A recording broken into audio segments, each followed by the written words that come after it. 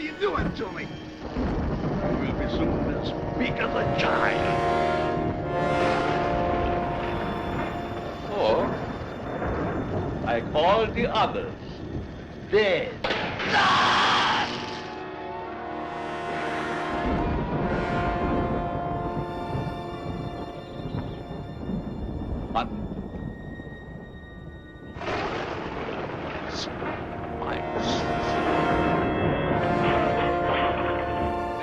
Like an animal. Jungle.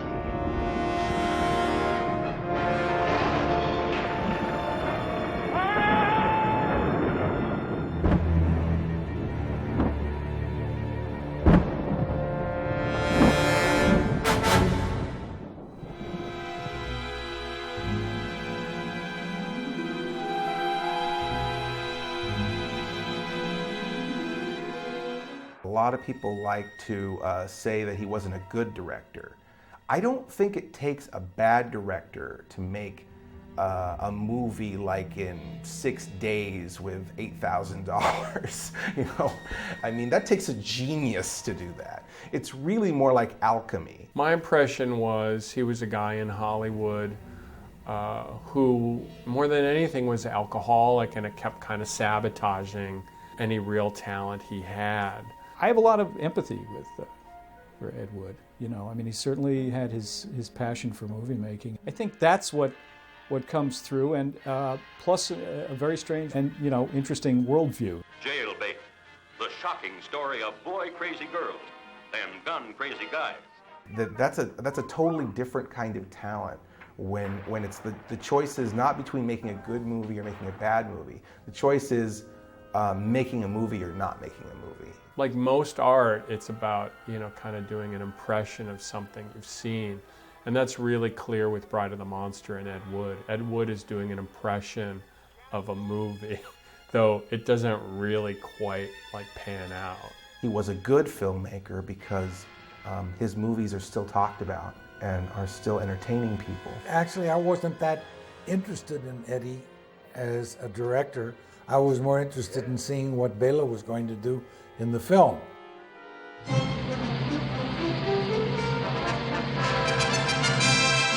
Well, my brother Alex and I came to the United States together in 1947. And in 1949, I started my own business in New York, and my brother went out to California to get involved in production there. If there hadn't been an Alex Gordon, I don't know if the world would have ever heard of Ed Wood. Alex was a young Englishman working in Hollywood, and he had a real can-do attitude and a lot of determination. He was introduced to Sam Markoff of American International, which wasn't yet in existence then. Sam Markoff was acting as the attorney of Edward D. Wood Jr., who was an independent producer working in Hollywood. It was when Ed Wood teamed up with Alex Gordon that Wood went from making movies that looked and played like home movies to movies that were a lot more commercial and understandable, with beginnings, middles, and ends. He shot his first cop. That's how it came about, that the two of them formed a friendship and decided to work together on a project for which I was able to get them the services of Bela Lugosi. The seeds of Bride of the Monster were sowed a few years before, when Alex wrote a story called The Atomic Monster and discussed it with Lugosi. Well, my brother devised the original story entirely. And then Ed Wood came into the writing of the finished screenplay because Ed Wood had to take into account the budgetary considerations, the casting and everything else. According to Alex, that was the point at which he found out that Ed Wood would rather sit in a bar than work. My brother was really at that point in time only interested in trying to get a good vehicle for Bela Lugosi off the ground. In later years, Ed Wood claimed that all Alex Gordon ever did on Bride of the Monster was come up with the idea of a swamp and an octopus. Alex, who I think of as the soul of honesty and honor, said that the storyline was all his, and that what Wood wrote was about 50% of the dialogue. Alex car? Yeah. There's not a trace of it. His main interest was in being a producer. When they finished the script, Alex took the script and Ed Wood over to Bela Lugosi's apartment on Carlton Way, and that was the date that lives in infamy when Ed Wood for the first time met Bela Lugosi.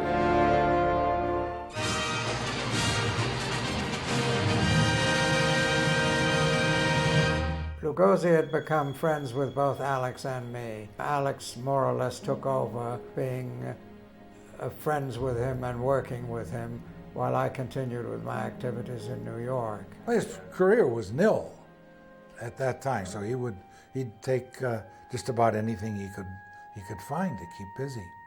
I used to drive him to unemployment and get his unemployment check. He was considered by the major studios in Hollywood to be more or less passé. Bela Lugosi finds the perfect subject to turn a gorilla into a goose. But there were some bumps in the road. The actual making of The Atomic Monster / Bride of the Monster got put off, and in the meantime Ed Wood, on his own, without Alex, made Glen or Glenda with Lugosi. He really didn't know what he was doing. He'd just given the script. He did his bit, got paid, and that was the end of it. I wouldn't say he's phoning it in for parts of it, but you know, he definitely is like, okay, what am I supposed to say? Okay. So it must have been really nice for Bela Lugosi to have this role at this time. I mean, I'm sure he must have really needed it. According to Alex, Glen or Glenda was one day's work for Lugosi and a $1,000 paycheck, which Lugosi needed for rent. Bela was very businesslike. He did his work, he had his lines memorized, and he says, give me my check, and that was his attitude. Alex described Ed Wood to me as a Lugosi worshiper who had a particular fondness for the Lugosi serial, The Phantom Creeps. And you can perhaps see a little bit of The Phantom Creeps in Bride of the Monster, with Lugosi and both of them as a mad scientist who expects to take over the world with an army of super-sized, super-strong minions. In Bride of the Monster, atomic-powered men, and in The Phantom Creeps, robots. We can't compare the things that he did with Eddie Wood with things that he did at Universal and even Monogram and PRC. They were a lot better. This was not really one of his first-class films. Bela did take to Ed Wood because he liked the fact that Wood was someone eager to write scripts for Bela, to write movies in which Bela had meaty parts and stuff to do, which must have been good for his actor's ego.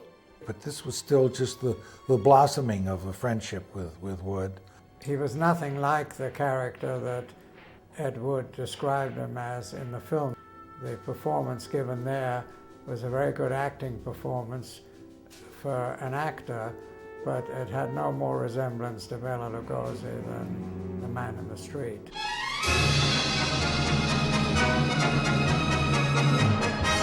Tor, you wonderful thing, you. Was a very unusual guy. He was bigger than most. He ate more than most. Most of the wrestlers that try to stay a little bit trim, look athletic, except the Haystacks Calhouns, the Tor Johnsons, and those big guys. And they really fed the body a lot of food, washed it down with a lot of beer, and they were just robust big guys. So he had been a professional wrestler for years. He wasn't really wrestling much anymore, as I recall. He was kind of semi-retired. He was an older guy at that time. When it comes to wrestling in the ring, Tor was a big lummox and not a real agile athlete, but he had the look. So he didn't have to do a lot to get a job done in the ring. He just choke, make a look, and that's about all he could do, honestly. He had lost weight. He was down to about 450, 60 pounds. If you look at his size, and this is pretty close to his head. This is pretty close. It's a little bit exaggerated, but not a whole lot. Don't you think he's beautiful? God. Alex Gordon thought of Tor Johnson for Bride of the Monster because he'd been impressed by Tor in some older movie, possibly a Cecil B. DeMille, he told me. He tracked down Tor, who had no agent, and said he'd be delighted to be in the movie. He was a much better actor than he was a wrestler, and there's a lot of people that say he wasn't a very good actor. Bring him along, Lobo. You know, I would have loved to have seen the performance he thought he was giving. I don't think Tor ever really figured out the difference in wrestling and the movie making. I don't think he really understood what was going on. But underneath it all, you really feel like he wants to do a good job. You know, Ed's his buddy, and you know he's feeling like he's giving him 110%. At least I feel that way. I don't know if that's true or not. Oh, I love this guy. Look at those eyes. Isn't he beautiful? You know, it's funny in this one. Tor Johnson seems to be allowed to sort of give a little bit of pathos to the character. Lobo, you're too rough with my patience. There's something kind of sad about Lobo. But he was not a dummy. With his family and so on, when he was away from the wrestling, he was not a dummy, but he played that role very well. And I've been able to act a little stupid too, you know. That's the thing I think people forget is obviously Tor Johnson invented Tor Johnson, the premise, the name, and you know everything that went with it. So it's kind of hard to make fun of him really, because he's just like, he probably was completely successful in kind of creating what we know now as, you know, Tor Johnson. Get the equipment ready. A funny story about this big man. A lot of guys traveling in the wrestling business will steal a towel at the motel or you know, something along those lines. Tor didn't. You'll never guess what he stole from the motels. He stole toilet seats. And the reason that he stole these toilet seats is he would break them at home with his enormous size.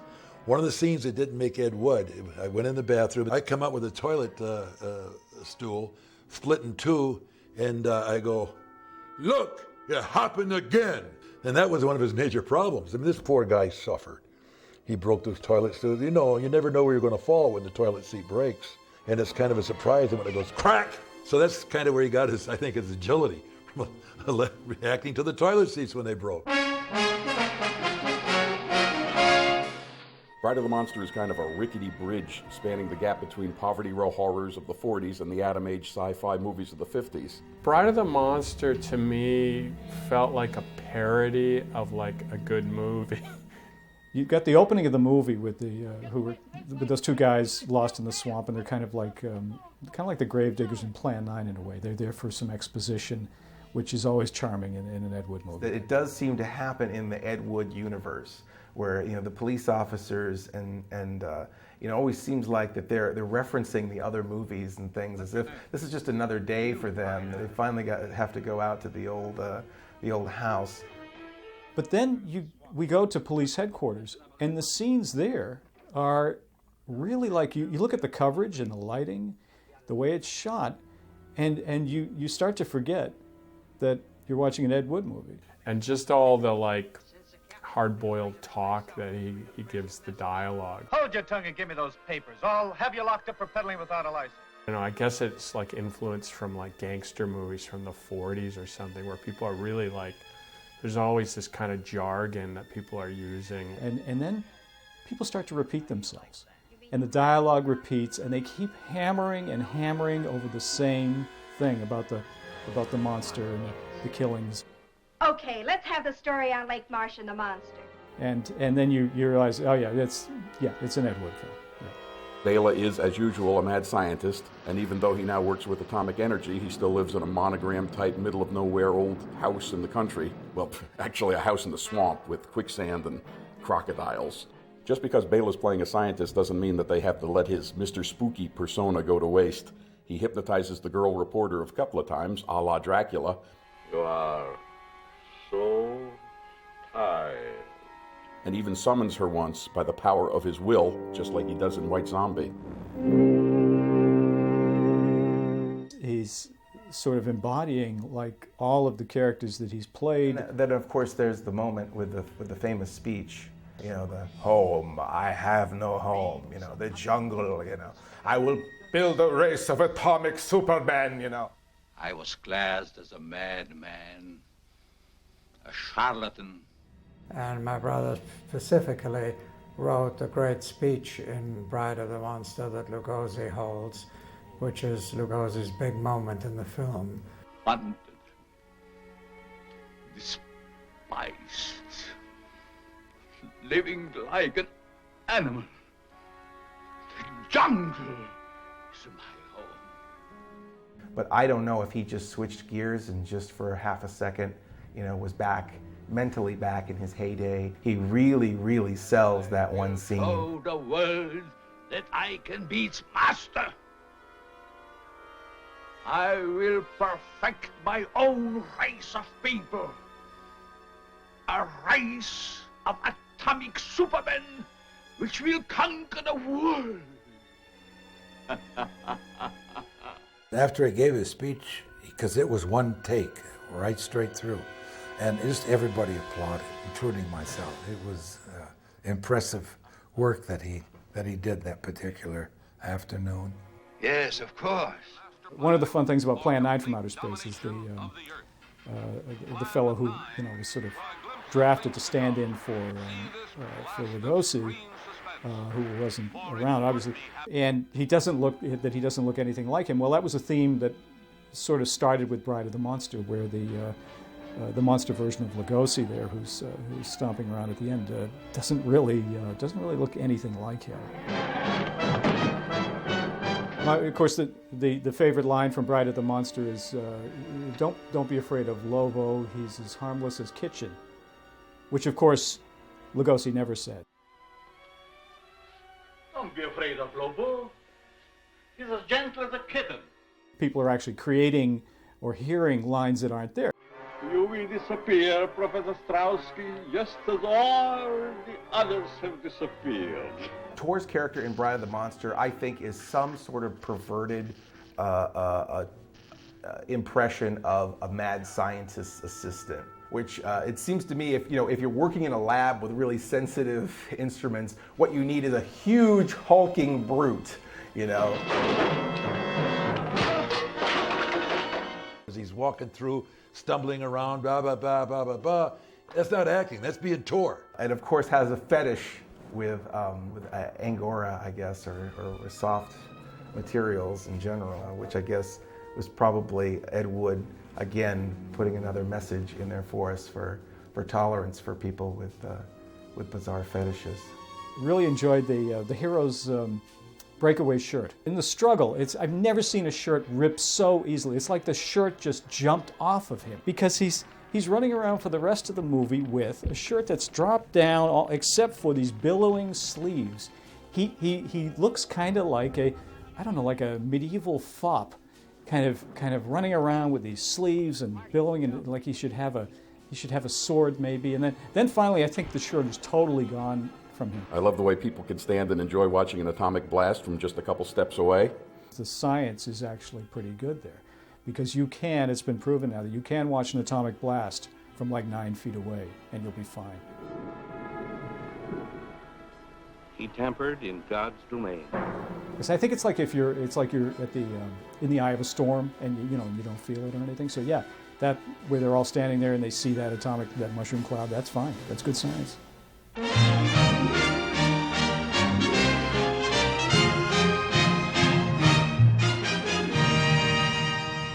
In April 1955, Bela Lugosi committed himself to LA General Hospital for drug treatment. The shock of him going in and the exposure to the public of his dependency on certain drugs is what really hit us as kids, because we had absolutely no inkling that he had a drug problem.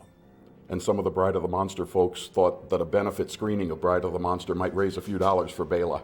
The screening of the Bride was at the Paramount Theater on Hollywood Boulevard. I did attend. Tor was there. Well, the whole Eddie Wood gang was in attendance, but there was next to no one else. Eddie Wood was up on the stage and gave a little spiel, a little talk, and that was about it. That was about it.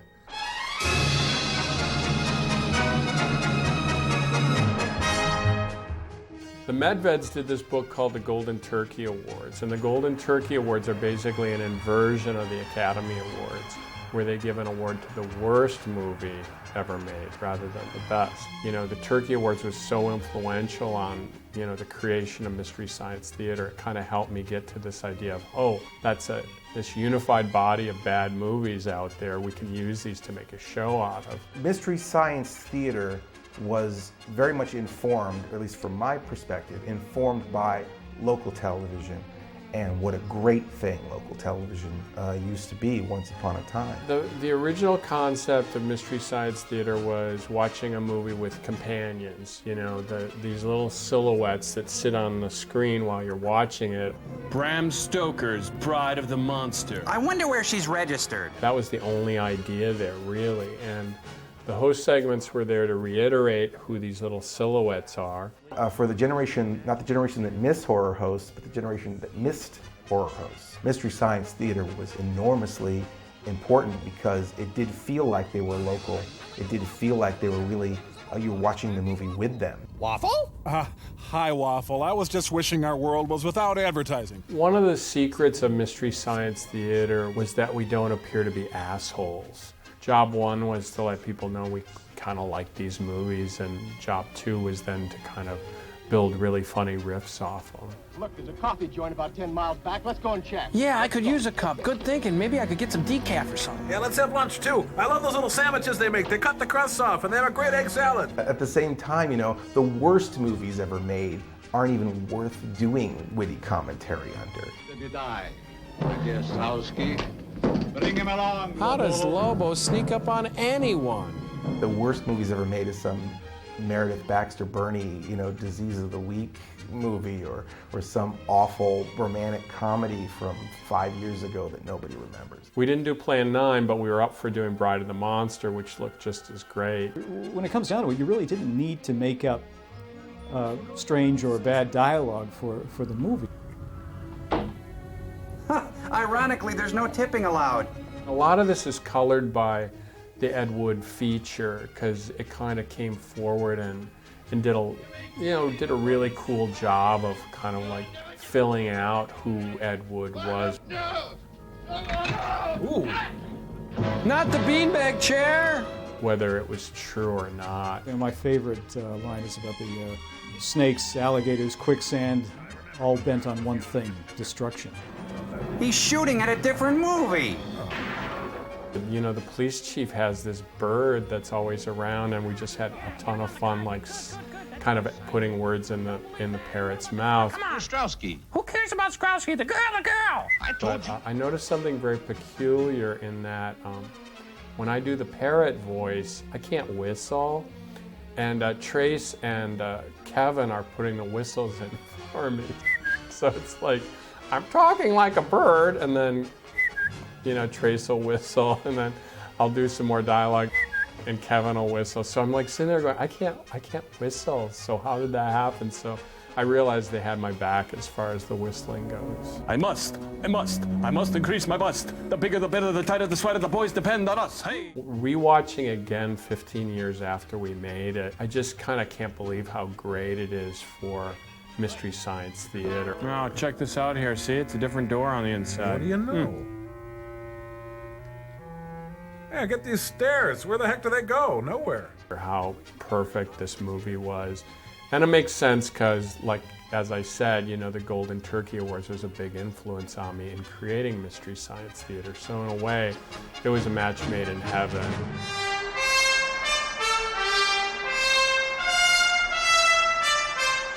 Now, I do a lot of personal appearances now around some of these monster shows, and I see little kids come in, and they love these big monsters. They really do. And they identify with them, and so on and so forth. It's a lot better than some of the creepy things they see on TV today. With Bride of the Monster, it's so close, you know?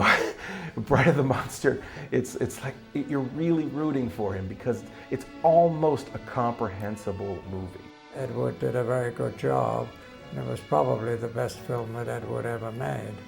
Well, I think we all tend to get something different out of Bride of the Monster. We all get what we see in it.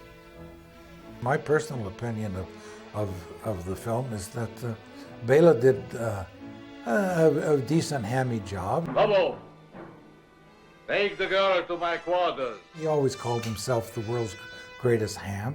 He called me the world's second greatest ham. Tor just kind of faded away. You know, at the end of his career, I mean, after Ed, what was left for him? Not much. And he had to go and cheapen his act a little bit, too. He didn't end up where he should have been. But the shows and what's going on with the movie Ed Wood and those kinds of things are putting him up where he really does belong. And that whole group of people. I think it's very positive. Okay, I don't use the term bad movies anymore, bad film with Plan 9 or with Bride of the Monster, because I find them too entertaining. And so now I'm going to call them professionally challenged. You we disappear, Professor Strowski, just as all the others have disappeared. And it's kind of a cautionary tale, I think, for people who want to go to Hollywood, because it's really hard to make a movie, and it's even harder to make a bad movie. No, I don't know.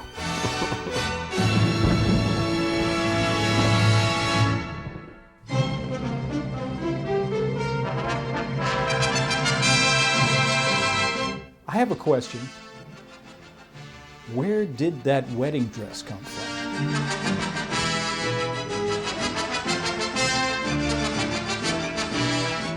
Tor didn't have contact lenses. He had these white eyes, and I think this is very important. I think people need to appreciate that. Guess what that is making his eyes white?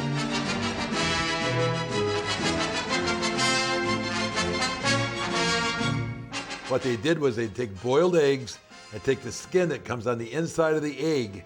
After you boil it, they would peel that off and stuff it in his eye.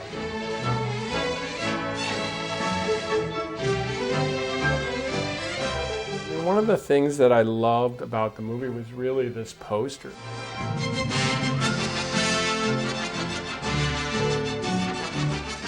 In fact, they should have just cut up the poster and I don't know, somehow made that into the movie.